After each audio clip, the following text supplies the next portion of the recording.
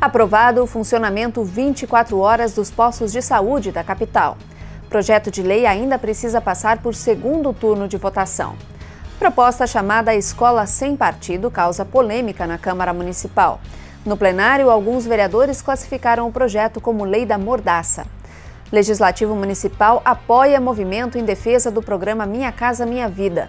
Suspensão da terceira fase da política federal preocupa líderes comunitários. Estes são os destaques do Jornal da Câmara de hoje. Acompanhe as notícias a partir de agora.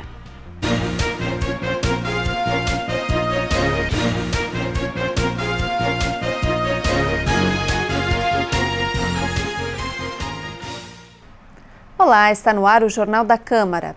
Os vereadores de Porto Alegre aprovaram em primeiro turno o funcionamento 24 horas dos postos de saúde.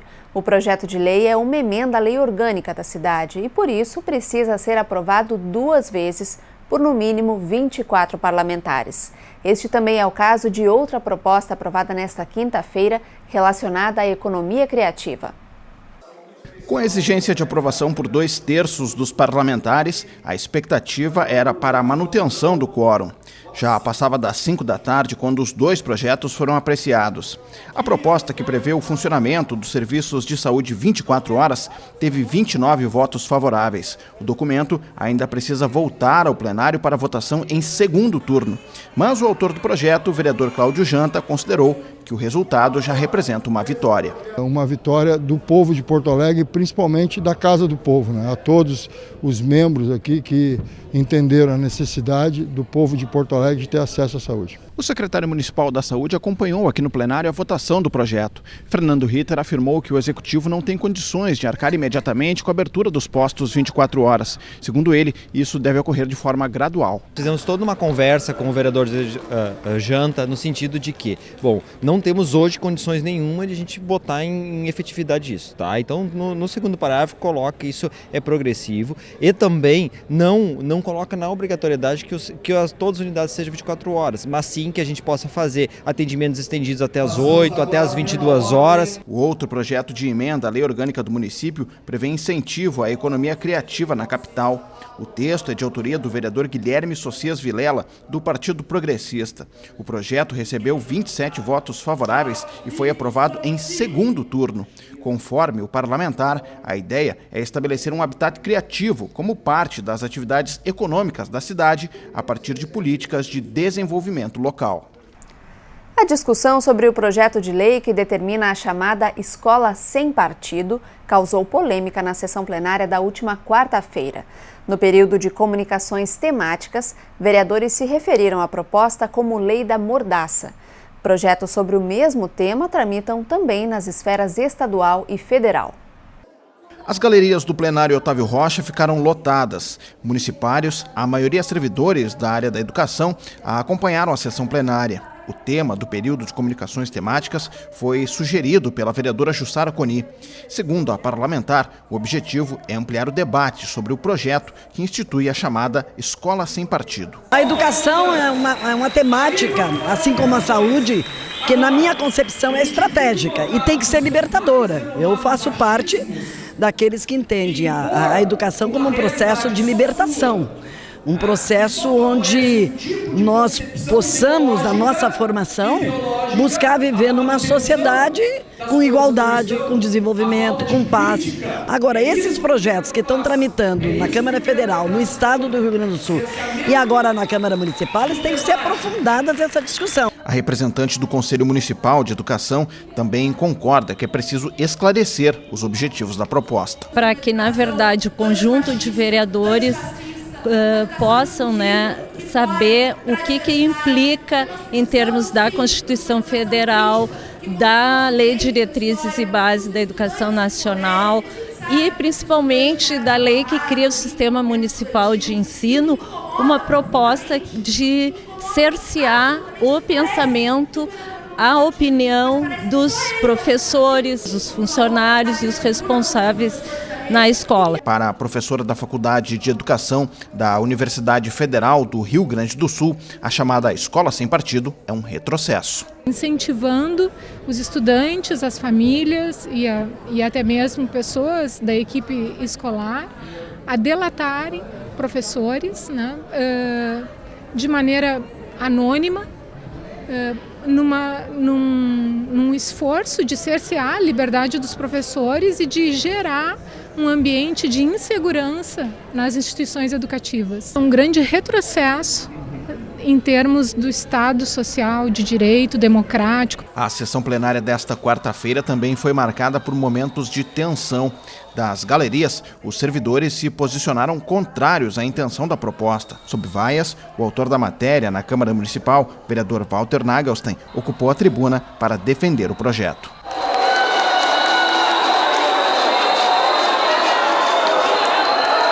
O que nós estamos dizendo é que o professor, no sagrado ofício do magistério, para quem eu entrego os meus filhos, eu tenho 3, para quem nós entregamos os nossos filhos, eles devem ensinar, mas não podem levar suas opiniões de caráter político pessoal para dentro da sala de aula. E quando mostrarem a realidade do mundo, eles não podem, por exemplo, dizer para as crianças que comunismo, socialismo são a quintessência do universo e que os outros sistemas todos não prestam. Eu estou exercendo o meu papel, a minha prerrogativa, lutando pela democracia e lutando para que a escola seja um espaço plural, que ela forme cidadãos livres, não cidadãos doutrinados. A Câmara Municipal aprovou nesta semana 2 projetos de lei apresentados pela Prefeitura. Uma das matérias desafeta terrenos públicos, onde hoje existem ocupações e loteamentos irregulares. A medida é o primeiro passo para a regularização fundiária dos locais. O documento autoriza a Prefeitura a desafetar e a doar uma série de terrenos e áreas comuns da cidade ao Departamento Municipal de Habitação. Os locais determinados no texto ficam nas vilas Minuano, Davi Canabarro, Recreio da Divisa e Mato Sampaio, onde famílias vivem em moradias irregulares. Segundo o vereador Mário Manfro, a iniciativa é o primeiro passo para o processo de regularização fundiária. É o primeiro passo, mas é um passo extremamente importante, né? Desafetando essas áreas, entregando ao DEMAB, para que o DEMAB faça a regularização. Em todos os sentidos, vai ser uma tranquilidade para a comunidade, porque vão ser proprietários dos seus lotes, né? Uma comunidade estabelecida, como eu disse anteriormente, há muito tempo, né? E que anseia por isso. As demandas conquistadas no orçamento participativo vão ter mais facilidade de serem aprovadas e ser concretizadas. O texto foi votado no plenário com 3 emendas.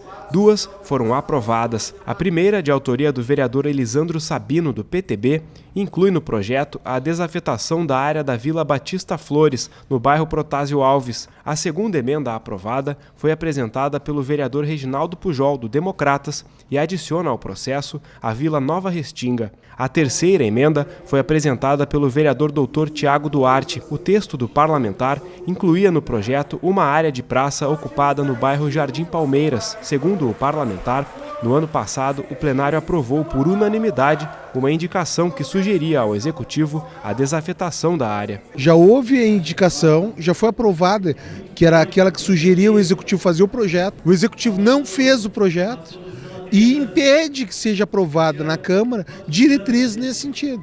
Então eu convido a população da Majagru, né, que fica aqui em Porto Alegre, né, como toda essa comunidade Majagru, a vir até a Comissão de Direitos Humanos, saber o que o seu vereador votou e, sem dúvida nenhuma, reivindicar um direito que é seu. O líder do governo no Legislativo, vereador Kevin Krieger, se comprometeu a cobrar do Departamento Municipal de Habitação um projeto de lei abrangendo a área proposta pela emenda rejeitada. Nós aprovamos um projeto de lei, uma desafetação da área da Vila Minuano, que já estava tramitando há um bom tempo nesta casa. Aí foi feita uma emenda para botar outra área que não foi discutido com o governo, que não foi trabalhado dentro do governo. Mas o meu compromisso é conversar com o DEMAB, avaliar com o Departamento Municipal de Habitação e trazer um projeto de lei do Executivo exclusivo desta área. São pessoas importantes, o Majagru é importante, é uma área que já tem moradias há muitos anos, mas nós temos que fazer um trabalho exclusivo para essa região. E esse é o compromisso que eu assumi com o vereador Dr. Tiago. Os parlamentares também aprovaram nesta semana um outro projeto apresentado pelo Executivo. O texto promove alterações na parcela da gratificação por desempenho de atividade essencial recebida pelos servidores do Departamento Municipal de Água e Esgoto. Os parlamentares também foram favoráveis ao projeto de lei que inclui a categoria turístico no serviço de transporte público da capital. A matéria foi aprovada com 2 emendas. A proposta inclui a classificação turístico no serviço de transporte de passageiros de Porto Alegre. Entram no rol da atividade serviços públicos e privados, como a linha de ônibus turismo, excursões e translados por meios rodoviário, ferroviário, aquaviário e aéreo. O objetivo é incluir na lei geral o transporte turístico, dando alguns detalhes sobre isso. O que é o transporte, que é, na verdade, o ônibus turístico que já existe em Porto Alegre, as vans turísticos, os barcos, se for o caso, os helicópteros, né? Todo esse é o transporte turístico. O texto teve votação simbólica e foi aprovado com 2 emendas, ambas apresentadas pelo autor do projeto. Os parlamentares também aprovaram outro projeto de lei apresentado pela mesa diretora do Legislativo Municipal. O documento promove alterações no quadro de cargos em comissão e funções gratificadas da Câmara de Vereadores, excluindo a FG de coordenador do Gabinete de Planejamento e criando a de chefe da seção de consultoria legislativa. E ficou para a próxima semana a votação do projeto de lei que autoriza a transferência do potencial construtivo de imóveis listados pelo Patrimônio Histórico e Cultural da cidade. O texto foi discutido em plenário nesta quinta-feira, mas após a inclusão de 9 emendas, o autor da matéria pediu adiamento da votação. Moradores do bairro Petrópolis acompanharam a sessão plenária. Ainda sem uma solução para os imóveis incluídos no inventário do Patrimônio Histórico e Cultural, eles aguardavam a aprovação do projeto na Câmara Municipal. O presidente da associação, criada para tratar do assunto, lembrou que a prefeitura reconheceu o erro na listagem das residências, mas até agora não apresentou resposta definitiva. Para Fernando Molinos Pires, a proposta em tramitação na Câmara de Porto Alegre poderia trazer mais segurança aos moradores. Haverá uma perspectiva de compensação. Não é? Ainda absolutamente insuficiente, mas significativa do ponto de vista de um reconhecimento de que não pode haver inventário sem uma política de sustentação de quem vai arcar com o custo desse benefício que vem para toda a cidade, mas que acaba recaindo apenas nas costas e às custas dos próprios proprietários. Mesmo com a sinalização de que a maioria dos parlamentares votaria favorável ao projeto, o texto recebeu 9 emendas. Por isso, o autor da matéria pediu adiamento por uma sessão. O vereador Mauro Pinheiro explicou que o objetivo da proposta é evitar que moradores sejam penalizados pela inclusão de imóveis no inventário do patrimônio histórico e cultural. Hoje nós temos na cidade de Porto Alegre mais de 4.000 imóveis listados. Com isso, o proprietário não pode modificar esse imóvel, causando um prejuízo ao dono desse imóvel. Se ele é um patrimônio histórico cultural e tem que ser preservado, sou favorável à preservação, esse ônus tem que recair a toda a sociedade, não a uma única pessoa. Então ele vai ter o direito de vender esse índice da diferença daquele imóvel que não foi construído para ser ressarcido pelaquela despesa e também para preservar aquele imóvel que foi inventariado. Em meio ao debate sobre o projeto, parlamentares também questionaram os critérios utilizados pelo patrimônio histórico para a listagem de imóveis no inventário. Nós precisamos de uma vez por todas definir o que é patrimônio histórico. O IPAC até agora está fazendo uma grande confusão. Petrópolis é um exemplo emblemático. Eles apresentaram uma lista com 550 imóveis listados. Na segunda revisão, quando houve um movimento grande aqui na Câmara, passou agora para 250. Mas o pior que isso ainda é o 4º distrito, que tem mais de 1.700 imóveis listados. E isso acabou nos últimos 20 anos, 15 anos, 15 a 20 anos, de estagnar o 4º distrito. Nós estamos fazendo aquilo que o Executivo já deveria ter feito, resolver o problema da listagem patrimonial histórica da cidade de Porto Alegre. É uma irresponsabilidade listar 4.000 edificações sem qualquer critério, sem explicação. Os processos que são feitos e que vão para a prefeitura recebem respostas que não têm nada a ver com o argumento. Não há uma argumentação, não há um estudo, não há um empenho. É uma burocracia por uma burocracia que não responde absolutamente nada. Nesta semana, o Legislativo Municipal sediou a reunião de lideranças do movimento em defesa do programa Minha Casa Minha Vida. Recentemente, o presidente em exercício, Michel Temer, anunciou a suspensão temporária da terceira etapa do programa. Nas galerias do plenário Otávio Rocha, dezenas de pessoas defenderam a continuação do programa Minha Casa Minha Vida.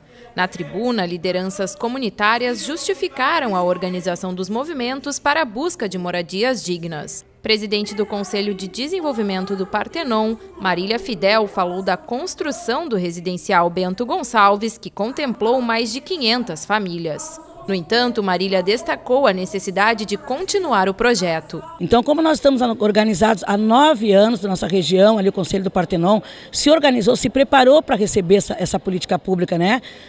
Buscou as pessoas, viu os critérios e nós conseguimos atender já hoje 540 famílias.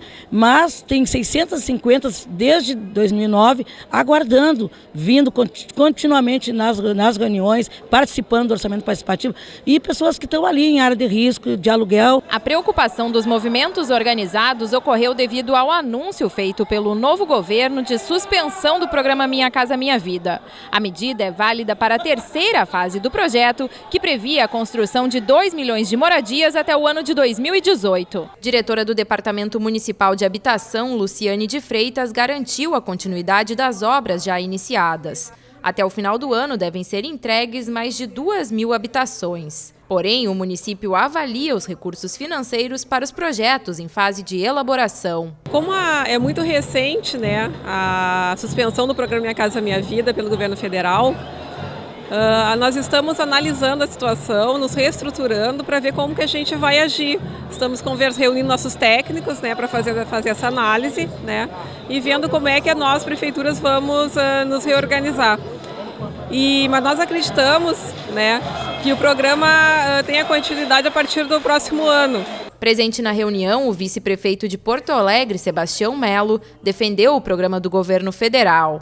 Melo também ressaltou que os municípios não possuem verbas suficientes para a construção de moradias populares. Os recursos do Brasil, do ponto de vista tributário, eles sempre vão para Brasília pesadamente e volta contra-gota para os municípios.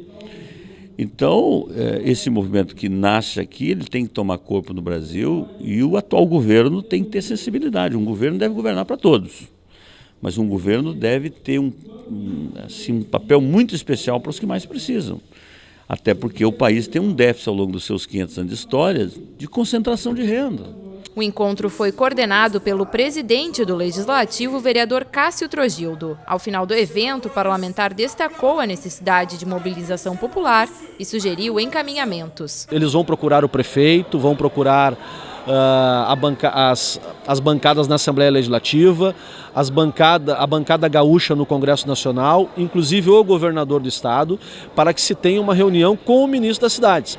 Nós tivemos aqui a presença da Caixa, que é o agente financeiro, mas a gente sabe que a decisão política se dá no Ministério das Cidades, através da Secretaria Nacional de Habitação. O presidente da Câmara Municipal participou nesta semana da cerimônia de lançamento do Plano Safra para os anos de 2016 e 2017. Neste ano, o programa do governo estadual vai liberar um crédito de 3 bilhões de reais para o agronegócio. O evento ocorreu no Salão Negrinho do Pastoreio, do Palácio Piratini. O presidente do Legislativo Municipal prestigiou a cerimônia, onde secretários estaduais, representantes do sistema financeiro gaúcho e produtores rurais assinaram o documento. O Plano Safra é uma iniciativa do Poder Executivo Estadual, em conjunto com instituições como o Banrisul, Badesul e BRDE. Neste ano, o programa vai liberar um crédito de 3 bilhões de reais para agricultores, pecuaristas e cooperativas. Os valores estão disponíveis a partir desta sexta-feira, dia 1º de julho. É um potencial dinâmico que a nossa estrutura do agro tem diante da crise. No Rio Grande do Sul, o produto interno bruto deve para o agro 44%. Se a nossa economia funciona é por isso, diretamente. Porque se for indiretamente, nós passamos dos 60% do produto interno bruto do Rio Grande do Sul. Na próxima terça-feira, dia 5 de julho, a Câmara Municipal promove audiência pública sobre o projeto de regulamentação do serviço de transporte oferecido por empresas como o Uber. O encontro será no Ginásio Gigantinho, a partir das 7 horas da noite. E o presidente do Legislativo Municipal já definiu medidas de segurança para o evento. A audiência pública terá entradas separadas para defensores e opositores da proposta de regulamentação do transporte privado por aplicativos. Mais de 5.000 lugares serão reservados para o público no setor de cadeiras, entre os portões 1 e 2. Não será permitida a entrada de instrumentos musicais, faixas ou bandeiras com mastros. Também não haverá guarda-volumes para capacetes ou outros acessórios. Crianças e adolescentes acompanhados pelos pais devem portar documento de identificação. O evento ainda deve contar com plano de prevenção contra incêndios. Durante a audiência pública serão asseguradas 20 manifestações, 10 para contrários e 10 para favoráveis ao projeto. A Câmara Municipal ainda promove outras 2 audiências públicas na próxima semana. Na segunda-feira, 4 de julho, o tema é o uso de espaços públicos em Porto Alegre.